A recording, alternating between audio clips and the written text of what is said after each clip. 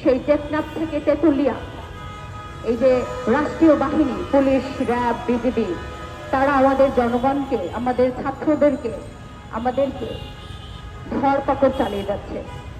তারা সাঁড়াশি অভিযান চালাচ্ছে। তারা এখানে চিরুনি তল্লাশির নামে আমাদের ছাত্রদেরকে, আন্দোলনকারীদেরকে তুলে তুলে নিয়ে আসছে। কিন্তু তারা কি বলছে? তারা এখানে তৃতীয় পক্ষদেরকে ধরে নিয়ে আসছে। তারা এখানে জামায়াত, তারা এখানে শিবির, তারা এখানে বিএনপি।